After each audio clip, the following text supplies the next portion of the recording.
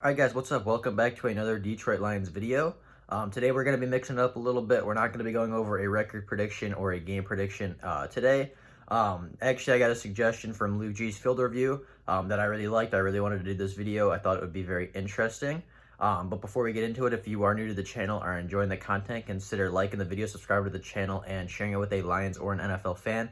Everybody that does so makes my day. It means a lot to me. And I'm just very, very appreciative to everybody that helps me out. But with that being said, let's get into this video. So on Tuesday night, 8 p.m., me and Luke and a bunch of other guys did a live stream, just talk about the Lions, the Detroit Sports Roundtable. If you haven't seen it, go check it out. A link will be in the description to the video that I was in. I hope to be back on it at some point. I had a lot of fun doing it. But one of the questions was, what is one of the biggest concerns for the Detroit Lions this season? And my answer was health for the Detroit Lions. And I will play this clip now. Ryder, what about you? What are some concerns that you still have with this team? I think one of the bigger concerns is just overall health. I mean, it wasn't a secret that the Lions could not stay healthy last year. I did some research earlier. Only 13 players on the roster last year played in every game. I mean, that's it? Yeah, 13 players on the roster played in 16 games. Wow. Wait a minute. That's a good stat. Wait a minute. Wait a minute, Ryder. Wait a minute. Wait. Did you say you mean like 13 people didn't play? Not 13 people total. You meant only 13 didn't play. No, right?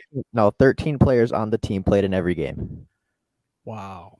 Are you serious? Do you mean out of the starters, or do you mean the whole roster? Now, y'all can't fathom what he's saying, man. He's saying what he's saying. He let y'all know. This blew my mind. It blew my mind. I wasn't expecting him to say nothing like that. Okay, so basically, I lied. The website I looked at first for that live stream was ESPN. And they did not list offensive linemen or long snappers. So I actually I redid the research. I went to Pro Football References. It's a website I use a lot, have a lot of good stats, lays it out very cleanly and nicely for me to grab stats, to get information. And that and Pro Football Focus are the two sites that I use the most to get my information in case anybody's curious. So I went to Pro Football References and I went down the entire roster. And this included the offensive linemen and long snappers. And there was actually 15 players that played in all 16 games for the Lions this season. And those players are Justin Coleman, Tyrell Crosby, Kenny Golladay, Will Harris, Jesse James, Ty Johnson, Devon Kennard, J.D. McKissick, C.J. Moore, Don Muhlbach, Matt Prater, Jalen Reeves-Maybin, Logan Thomas, Tavon Wilson, and Sam Martin. So obviously, some of those players are on the field or aren't on the Lions anymore. 4 of those players are no longer on the team. Those players are obviously Devon Kennard, J.D. McKissick, Logan Thomas, and Tavon Wilson.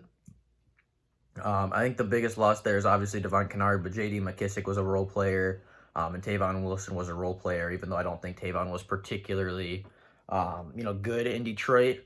So obviously, 15 players is not a lot.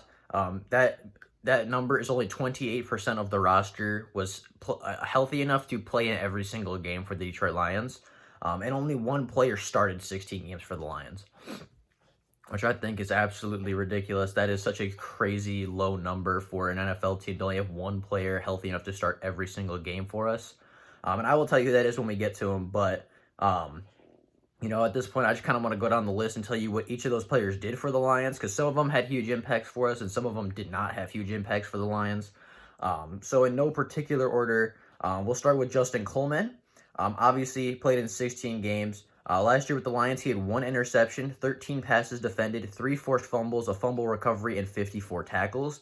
Obviously, this is one of the cornerbacks that we've spent a lot of money on. I believe he's still the highest paid slot cornerback in the NFL.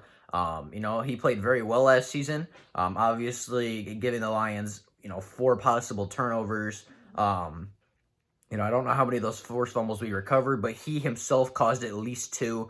And could have caused up to 5, which is a very good thing for a cornerback to do. He's a very good slot cornerback. Struggled a little bit down the stretch last season, but so did their entire defense. I still think he's a good player for the Lions. I don't think he's earned his contract completely yet, but I think that he's on a good path right now to prove that he was worth that much money. And he was one of the main contributors that was able to play 16 games. Tyrell Crosby also played in all 16 games last season. He played 397 snaps. He committed 7 penalties and only allowed 2 sacks in those 397 snaps. So that's kind of a reason why in my offensive line videos I have him starting at least one of the offensive line positions because in 400 snaps he gave up 2 sacks. And that is pretty good. Every 200 snaps he gives up a sack. So that's, not too bad. Obviously, if he can clean up the penalties, I think that'll help him a little bit. He gets a little grabby at times, but everybody commits penalties in the NFL. Nobody's perfect, but I think that he needs to clean those up a little bit. He's not quite as bad as Logan Stenberg, but it's definitely something that he can improve on. He wasn't a huge contributor this season, but I think that he will be a contributor next season. Kenny Golladay is the next player on the list. Kenny Golladay was the only player to start every game for the Detroit Lions this season. Obviously, he was a Pro Bowler for us. 65 receptions, 1,190 yards, and 11 touchdowns. Led the league in touchdowns. Was a Pro Bowler, arguably the best player on our offense, not named Matthew Stafford. And this past season was definitely the most reliable player on our offense. So moving on to Will Harris.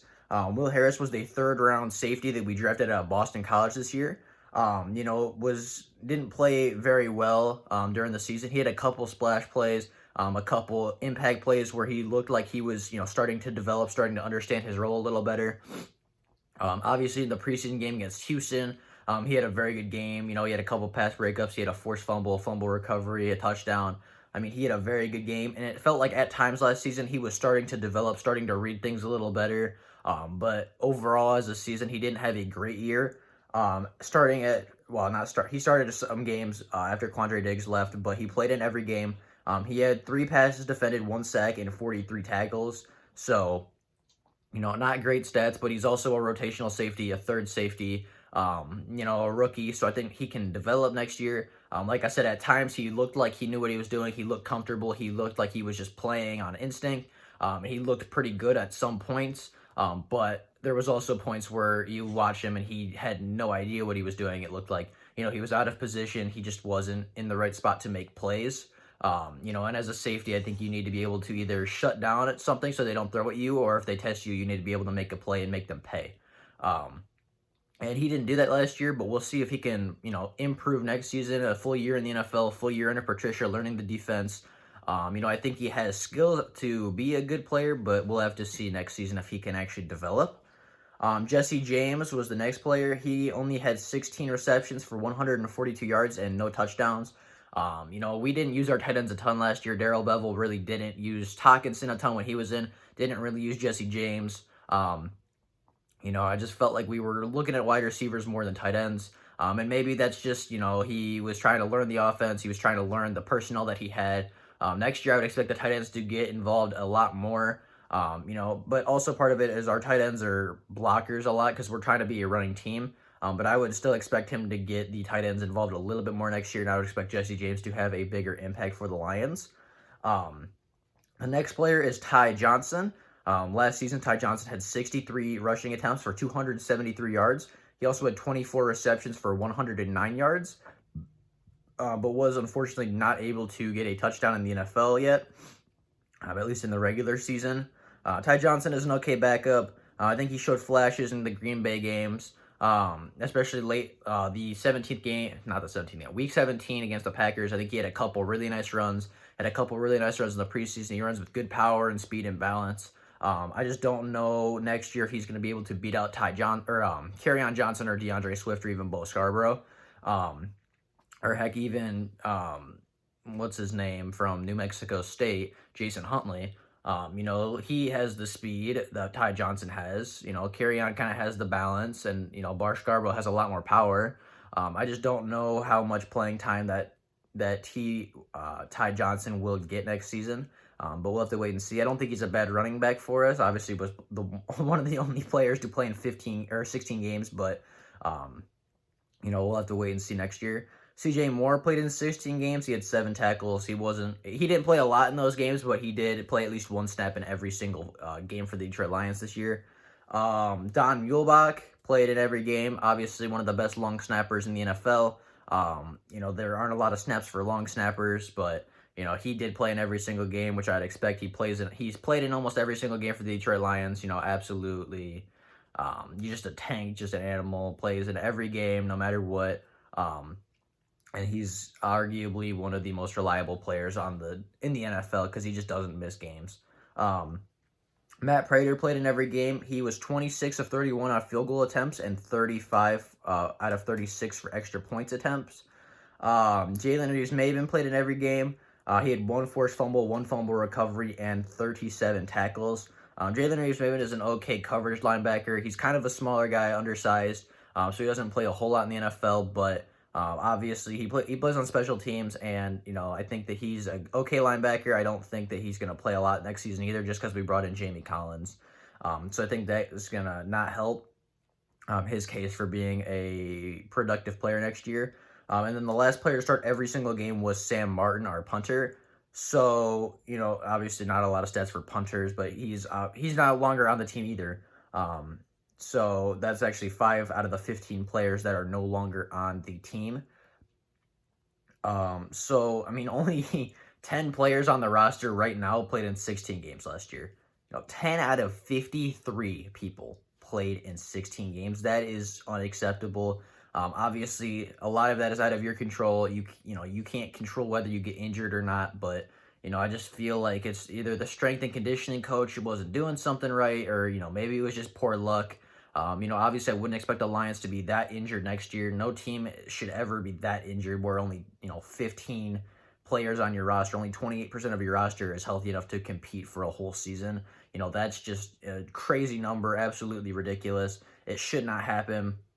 Next year, it should never happen, but it did happen to the Lions last year. So, those are the 15 players that played for the Detroit Lions last year in every game. Obviously some were more impactful than others. Some played a lot, some didn't play a lot. Some put up really good stats. Some were reserved and didn't put up very good stats. But they all played in 16 games, and when the Lions only had 15 players to do that, you can't fault them for too much because they were the only players out there. So, those are, I don't know how to outro this. So thank you, Luke, for the suggestion. This was an interesting video to make. A lot of research went into it. And I'm actually glad that we did this, or that I did this. Glad that you suggested it, because I didn't think of it, and when you sent it, I was like, I can't believe I didn't think of that. That is such a great idea. So shout out to you for that. Link to Luke's channel will be in the description. Link to my Instagram and Twitter will be in the description. And link to the live stream that we did together. All the information will be in the description if you want to go check out sources, or you want to go watch the entire live stream, or check out Luke's channel, or anything like that. But with that being said, that is all I have for today. If there's Lions just before tomorrow, I'll obviously make a video letting everybody know. But if not, stay home, stay safe, stay healthy, have an absolutely fantastic day. And that is all I have for you right now. I will see everybody tomorrow. Thank you all for watching. Peace out.